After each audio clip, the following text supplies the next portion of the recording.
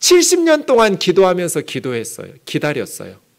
드디어 하나님의 은혜로 꿈에도 그리던 조상들의 땅으로 다니엘은 너무나 많이 늙었으니까 예루살렘으로 돌아갈 상황이 아니었고 바사 제국에 남아서 총리로서 후원을 하고 지원을 하는 그런 역할을 감당하기로 선택한 것 같아요.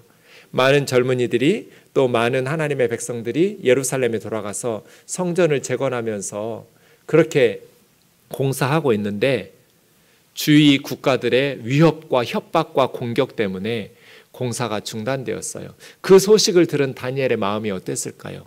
너무나 슬펐을 거예요. 이제 노예로 포로로 살던 이 사람들이 돌아와서 하나님의 성전을 지으려고 하는데 주위 사람들이 회방하고 위협하고 협박하느라고 성전 공사를 중단하면서 그때 이제 그들이 부른 노래가 울며 씨를 뿌리는 자는 기쁨으로 단을 가지고 돌아올 거라고, 눈물을 흘리면서 씨를 뿌리던 그런 절망적인 상황, 그 소식을 들은 다니엘이 마지막 환상을 보게 되는 것이죠. 고레스 3년에 1절에 보면 일이라는 단어가 3번 나옵니다. 이게 다바르라는 말인데 이 다바르라는 말은 일이라는 뜻으로 번역될 수도 있지만 보통은 말씀으로 번역합니다. 그래서 영어 성경 보면 대부분 메시지라고 번역했을 거고요. 우리 한글 성경도 현대인의 성경들은 말씀으로 번역들을 대부분 합니다. 그 말씀이 좋을 것 같아요. 한 사건을 이렇게 환상으로 주신 게 아니거든요. 여러 앞으로 이루어질, 지금 바사제국 초창기인데 어찌 보면 고레스 칙령 때문에 다니엘은 바사제국에 대해서 굉장히 선한 나라라고 생각할 수 있지만 사실은 하나님께서 다니엘에게 주신 환상 중에 바사제국도 악한 제국, 연약한 약소 국가들을 침략하고 죽이고 전쟁하고 정복하는 그러한 자기 국가의 이익을 위해서 움직이는 그러한 제국일 뿐임을 말씀하십니다. 그래서 그 바사 제국도 하나님의 심판으로 멸망하고 무너지고 난 후에는 헬라 제국 그리고 로마 제국 계속해서 심판을 받는 제국들이 등장할 것임을 이 환상에서 말씀해 주시거든요. 그래서 한 말씀이 다니엘에게 나타났는데 그 말씀은 참되고 큰 전쟁에 관한 것, 전쟁이라고 해도 좋고요. 큰 환난이나 고난과 박해 이런 것에 관한 환상이었습니다. 이 말씀을 분명히 깨달았고 처음에는 어려워서 힘들어했는데 천사가 설명해주고 깨우쳐주면서 다니엘이 환상을 분명하게 알고 깨달았다. 이렇게 다니엘을 통해서 주신 환상의 말씀을 앞으로 이루어질 세상의 역사를 다니엘에게 환상으로 말씀으로 가르쳐 주신 거거든요. 다니엘서를 공부하면서 우리는 한 가지 중요한 것을 깨닫게 됐는데 이 세상의 역사는 하나님께서 말씀하신 대로 진행되는 역사라는 것입니다. 그러니까 성경을 모르는 사람들은 지구의 미래가 어쩐지 정확하게 알지를 못해요. 그런데 우리는 확신을 가지고 미래를 말할 수 있어요. 과학자들은 이 지구는 언젠가 멸망할 텐데 태양의 수소가 지금 헬륨으로 핵융합 반응하는데 남아있는 그 수소의 양이 50억 년 정도면 고갈되어서 태양이 사라지고 블랙홀이 되면 지구는 멸망하겠죠. 과학자들은 그렇게 말하기도 하고 또 어떤 이들은 지구상에 있는 핵무기가 어마무시하기 때문에 핵전쟁을 통해서 스스로 자멸할 수 있다. 이렇게 예상하기도 하지만 세상의 역사는 하나님께서 말씀하신 대로 예수님께서 재림하시면서 끝나는 거죠. 그러니까 정확한 세상의 역사는 그리스도인들만 알아요. 성경을 아는 사람들만. 왜냐하면 이 땅의 역사는 하나님께서 말씀하신 대로 진행되고 있거든요. 그럼 지혜로운 사람은 어떻게 살아요? 하나님께서 말씀하신 것을 기억하면서 그 말씀과 보조를 맞추면서 인생을 살아요. 어리석은 사람은 하나님이 말씀하신 역사를 무시하면서 자기 살고 싶은 대로 살겠죠. 오늘 본문 1절 보겠습니다. 10장과 11장에서 이제 다니엘에게 바사제국 이후에 나올 헬라제국, 헬라제국 이후에 나올 또 로마제국 다 말씀하셨어요. 그리고 이스라엘이 그 가운데서 어떤 일들을 겪을 것인지 또 다 말씀하셨어요. 그리고 마지막은 지구의 종말, 예수님의 재림 직전에 대한 상황을 말씀하셨어요. 그 말씀을 듣고 다니엘은 근심하기 시작했어요. 이스라엘로 돌아갔는데 포로민들이 큰 환난이 있을 거구나. 그리고 이 지구상의 하나님의 백성들이 전무후무한 박해와 환난을 받게 될 거라는 것을 알게 되었어요. 1절은 그것을 다시 반복하고 있어요. 환난이 있으리니 개국 이래로 그때까지 없던 환난일 것이다. 전무후무한 환난이 있을 것이다. 앞으로 누구에게? 하나님의 백성에게. 그런데 두 가지 위로를 주었어요. 1절에 보면 첫 번째는 그 하나님의 백성을 호위하는 하늘의 천사장, 하늘의 큰 군주인 천사장 미카엘을 보내실 것이라. 미가일이 일어나서 하나님의 백성들을 보호할 거라고. 그래서 하나님의 책에 기록된 모든 자들은 구원을 받게 될 거라고 말씀하신 거예요. 마지막 때가 되면 전무후무한 환난이 있을 것이다. 그러나 하나님께서 방치하지 않으시고 천사장 미가엘을 보내서 호위할 것이다. 하나님의 백성들을. 그래서 하나님의 백성들은 구원을 받게 될 것이다. 정리해보면 이렇습니다. 1절입니다. 종말의 때에 전무후무한 환난이 있을 테지만 하나님께서 미가엘을 보내셔서 보호할 것이다. 하나님의 백성들을. 천사를 보내셔서 보호하신다. 그리고 생명책에 기록된 자들은 모두 구원을 받을 것이다. 이것이 하나님의 약속입니다. 먼저 첫 번째부터 살펴봅시다. 하나님의 백성들이 전무후무한 환난 가운데에서도 천사장 미가엘의 보호와 호위함을 도움을 받을 것이다. 그래서 안전하게 지켜질 것이라는 것입니다. 천사가 어떻게 도울지 하나님 말씀이니까 그대로 성취되겠지만 우리에게는 더 좋은 예수님의 약속이 있습니다.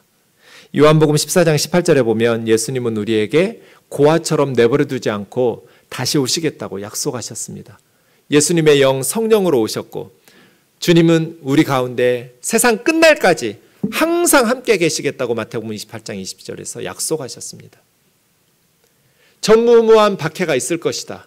그러나 예수님께서 고아처럼 우리를 내버려두지 않고 항상 세상 끝날까지 함께 계실 것이다. 예수님을 믿으면 환난이 없다, 박해가 없다가 아닙니다. 환난이 있을 것이다.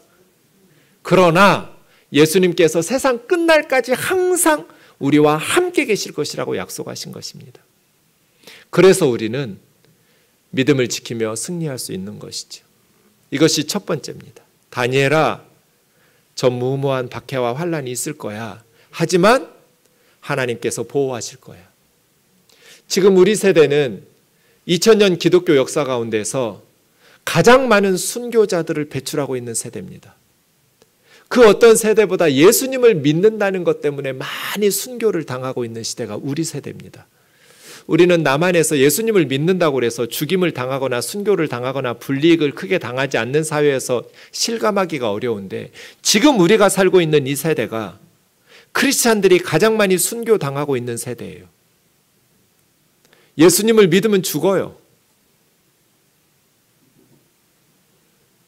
어느 면에서 우리는 예수님을 믿어도 어떤 박해나 어려움을 당하지 않기 때문에 오히려 더 긴장감을 잃어버리고 우리의 신앙이 나태하고 게을러지면서 세상의 즐거움에 우리의 영성을 빼앗기면서 무기력한 그리스도인으로 살아가고 있지는 않을까, 이런 염려도 됩니다. 한편에서는 엄청난 박해 때문에 믿음이 상실되는 그러한 성도들이 있을 것이고, 한편에서는 전혀 박해가 없기 때문에 너무나 풍요롭고 재밌는 것이 많은 세상 가운데 영적인 정체성을 상실하면서 그렇게 신앙을 잃어버리고 그러한 모습들이 나타나지 않을까 싶습니다. 어떤 상황이든지 우리에게 예수 그리스도와 함께 동행하면서 이 영적인 깨어 있음을 가지고 말씀 앞에 서야 될 줄로 믿습니다. 두 번째는 생명책에 기록된 자들은 모두 구원을 받을 것이라고. 전무후무한 환난이 있겠지만 하나님의 책에 기록된 자들은 모두 구원을 얻을 것이라고. 그것이 주님의 약속입니다. 예수 그리스도의 은혜로 하늘에 너의 이름이 기록된 것을 기뻐하라는 거예요. 그러면 어떻게 하늘의 생명책에 기록될 수 있을까요? 요한계시록 13장 8절부터 10절까지 보십시오. 하늘에 있는 책에 기록된 모든 자가 구원받는다고 오늘 다니엘에게 말씀하셨는데, 하늘에 있는 그 책은 그냥 책이 아니라 죽임당한 어린 양의 생명책이에요. 어린 양의 생명책에 기록된 성도들이 사로잡혀 가기도 하고 칼에 순교를 당하기도 해요. 하지만 그 성도들은 사로잡혀 가든지 칼에 죽임을 당하여 순교를 당하든지 끝까지 인내하면서 믿음을 지키는 사람들. 이게 어린 양의 생명책에 기록되는 사람들이에요. 어떤 환난과 박해가 있어도, 심지어 칼로 죽임을 당하는, 순교를 당하는 한이 있어도 끝까지 인내하면서 믿음을 지키는 사람들. 그 사람들이 죽임당한 어린 양의 생명책에 기록되는 거예요. 누가 마지막 날 구원을 받을 수 있는가? 어떤 상황에서도, 세상의 박해이든지 세상의 유혹이든지 어린 양의 생명책에 기록된 자들은 끝까지 참고 견뎌내면서 예수 그리스도를 믿는 믿음을 죽을 때까지 지켜내는 사람들. 그들이 어린 양의 생명책에 기록되는 것이죠. 다니엘아, 마지막 때 전무후무한 환난이 있을 거야. 그러나 하나님께서 버려두지 않고 그 성도들을 보호하도록 미카엘을 보내줄 거야. 그리고 어린 양의 생명책에 기록된 자들은 모두 구원을 받도록 하실 거야. 2절 같이 읽겠습니다. 시작. 땅의 티끌 가운데서 자는 자 중에서 많은 사람이 깨어나 영생을 받은 자도 있겠고 수치를 당하여 영원히 부끄러움을 당할 자도 있을 것이며. 네. 우선 2절에 땅의 티끌은 이게 흙입니다. 창세기에 나와서 흙으로 사람을 지었다 할 때 같은 단어입니다. 그러니까 사람이 죽으면 흙이 되죠. 영혼은 하나님께로 가지만 우리의 육체는 땅의 티끌이 돼요. 그렇게 죽은 자들이 잔다고 그래요. 다시 깨어날 거니까. 마지막 재림 때, 종말의 때 다시 깨어나요. 근데 많은 사람이 깨어난다고 그랬어요. 많은 사람이 깨어나면 많이 깨어나지만 안 깨어나는 사람들도 있지 않을까? 그렇지 않아요. 많은이라고 번역한 이 단어는 구약의 문맥 속에서 모든으로 번역해야 될 경우가 많아요.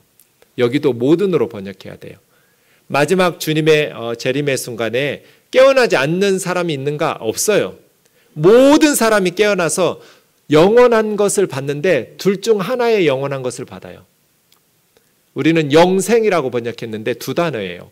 영원한 생명, 하야 올람. 영원한 생명을 받든지, 그 다음 영원한 수치, 영원한 부끄러움을 받든지 둘 중 하나를 받아요.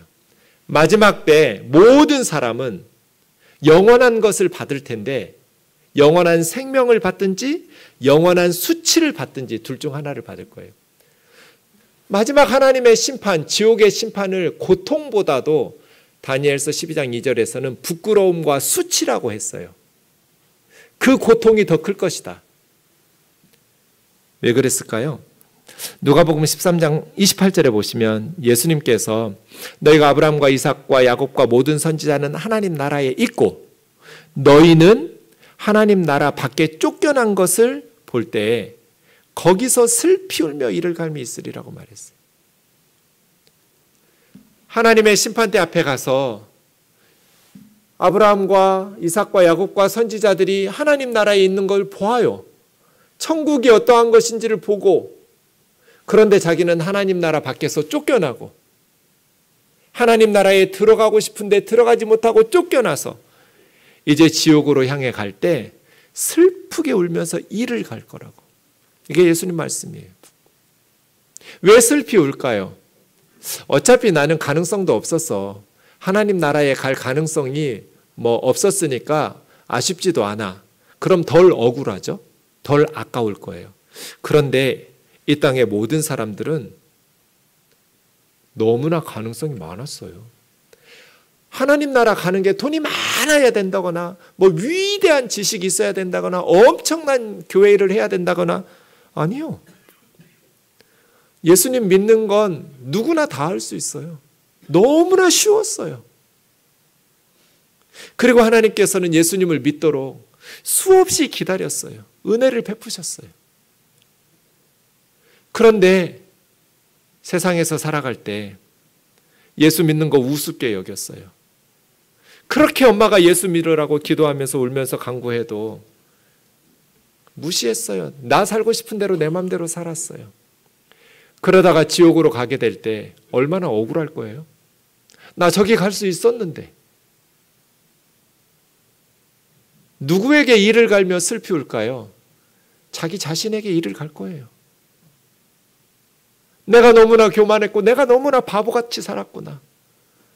이 세상에서 사는 게 몇십 년이나 산다고, 길게 살아야 100년도 못 사는 인생, 천년만년 살 것처럼 그냥 이 세상에 집착하다가 얼마 있으면 죽어야 될 걸 뻔히 알았으면서 그 다음에 대해서 전혀 알아볼 생각도 없었고 진지하게 고민도 안 해보고 이 세상이 전부인 것처럼 살다가 천국에 갈 수 있었는데 돈이 많이 들어요, 시간이 많이 들어요. 누구라도 하나님의 선물 예수 그리스도를 영접하기만 하면 됐는데 슬피 울면서 이를 갈미 있을 거라고. 너무 부끄러운 거예요. 자기 자신이. 바보같이 살았던 자기 자신이 너무나 수치스러운 거예요. 똑똑한 척 혼자 다 하고 잘난 척 혼자 다 하면서 살았는데, 내 맘대로 내 인생의 주인인 것처럼 살았는데 예수님도 모르고 뭐가 똑똑해요. 죄 가운데 살면서 슬피 울면서 이를 갈면서 너무나 부끄러운 그 수치와 그 부끄러움이 씻을 길이 없는 거예요. 3절 같이 읽겠습니다. 시작. 지혜 있는 자는 궁창의 빛과 같이 빛날 것이요 많은 사람은 옳은 대로 돌아오게 한 자는 별과 같이 영원토록 빛나리라. 마태복음 13장에 보면 예수님은 의인들은 아버지 나라에서 해와 같이 빛날 거라고. 궁창은 하늘입니다. 하늘의 태양같이 빛나고 밤에는 별과 같이. 누가? 지혜로운 사람. 지혜로운 사람은 영원한 생명을 얻는 사람이겠죠. 이 지혜는 세상의 지혜가 아닙니다. 하나님의 지혜예요. 영원한 생명을 얻는 지혜예요. 그 지혜로운 사람들의 특징은 자기만 천국 가지 않아요. 많은 사람을 옳은 대로 돌아오게 해요. 그래서 복음의 본질은 사람들을 옳은 대로 회복시키는 거예요. 사망에서 생명으로, 죄악에서 거룩으로, 미움에서 사랑으로, 어리석음에서 지혜와 진리로 많은 사람을 옳은 대로 돌아오게 하는 것. 하나님께서 이렇게 말씀하셨어요. 우리 지구의 역사는 하나님께서 말씀하신 대로 진행될 거예요. 그럼 지혜롭게 사는 사람들은 어떻게 살아요? 그 말씀을 보면서 살아요. 그게 가치 있는 인생을 사는 비결이에요. 어리석은 사람은 땅만 봐요. 그러나 지혜로운 사람은 하나님의 말씀을 봐요. 그렇게 역사는 진행될 테니까요. 천년만년 살 것처럼 이 세상에서 부귀영화를 누리면서 이 세상에 성공이 대단한 의미나 있는 것처럼 거기에 목숨 걸고 살지를 않아요. 어리석은 사람이에요. 왜요? 아무것도 못 가져가요. 이 세상에서 우리가 아무리 값진 것을 얻어도 하나도 가져갈 수가 없어요. 그런데 천국에 가져갈 수 있는 게 딱 한 가지 있어요. 우리가 천국에 가져갈 수 있는 게 뭘까요? 우리가 전도한 사람들 데려갈 수 있어요. 그래서 이 사람이 지혜로운 사람이에요. 지혜로운 사람은 하나님이 말씀하신 역사를 바라보면서 인생을 살아요. 공부를 왜 해요? 우리 아이들이 왜 실력을 길러야 돼요? 이 땅에서 썩어질 것들을 위해서. 아니요. 그 어리석게 사는 거예요. 돈은 왜 벌어요, 여러분? 이 세상에서 좋은 집 살아보기 위해서. 아니요. 그건 어리석은 거예요. 공부를 하든지 실력을 기르든지 돈을 벌든지 지혜롭게 사는 사람들은 선교 중심적인 삶을 살아요. 미션 센터드 라이프를 살아요. 어떤 교회가 지혜로운 교회예요? 이 땅에다가 의리의리한 예배당 지어놓고 하나님이 하셨다고 떠들어대는 게 하나님의 영광을 돌리는 거 아니에요. 많은 사람을 옳은 대로 인도하는 선교 중심적 목회를 하는 교회가 지혜로운 교회예요. 죽어가는 영혼을 살리는 교회, 선교하는 교회, 복음 전하는 교회. 그러려고 돈 버는 거예요. 그러려고 공부시키는 거예요. 이것이 지혜롭게 이 땅을 사는 거예요. 대통령 하면 뭐 하겠어요? 머리만 아프실 것 같아요. 명문대학 가면 뭐 할 거예요? 그거 별거 아니에요. 열심히 운동하고 찍어 발라서 이쁘게 만들면 뭐 할 거예요? 늙으면 다 쭈글쭈글해지는데. 그게 뭐 그렇게 목숨 걸 일이고 울고 불고 난리를 피워요? 정말 우리가 안타까워야 될 것은 사랑하는 사람들이 예수님을 몰라서 지옥에 가는 거잖아요. 아무것도 못 가져가요. 딱 한 가지만 가져갈 수 있어요. 예수 그리스도의 복음으로 옳은 대로 인도해서 예수님을 믿게 된 그 사람, 천하보다 귀한 사람, 한 사람이 대한민국보다 귀해요. 이 지구보다 한 사람이 더 귀해요. 왜 그럴까요? 대한민국이라는 나라는 언젠가 없어질 나라예요. 사라질 제국이에요. 미국도 일본도 러시아도 중국도 다 없어질 거예요. 많은 사람들이 쌓아놓았던 건물이든 시스템이든 모든 것들 다 사라질 거예요. 그런데 한 영혼은 영원해요. 그래서 한 영혼이 온 우주보다도 귀해요. 왜냐하면 이 지구는 언젠가 다 사라질 테지. 그 한 영혼은 영원히 살 거거든요. 지혜로운 사람은 하나님이 성경에서 말씀하신 미래 역사의 진행을 보면서 내 인생을 살아가요. 어떤 사람이 지혜로운 사람일까요? 마지막 4절입니다. 다니엘아, 마지막 때까지 이 말을 간수하고 이 글을 봉함하라. 이 말은 세상에 알리지 말란 뜻이 아니에요. 그러려면 뭐하러 다니엘서를 기록하겠어요? 왜곡되지 않도록 잘 관리하란 뜻이에요. 이 말씀이 왜곡되거나 달리 오용되지 않도록 철저하게 그대로 간수하라는 뜻입니다. 많은 사람이 빨리 왕래하며 지식이 더하리라. 교통수단이 발전하니까 점점 빨라지겠죠. 지식도 점점 많아지겠죠. 그것을 말하는 게 아닙니다. 이 말씀, 사람들이 이제 사는 것이 너무나 공허해지고 삶이 환난과 전무후무한 박해가 있으니까 살아남기 위해서 많은 지식들, 날마다 책들이 쏟아집니다.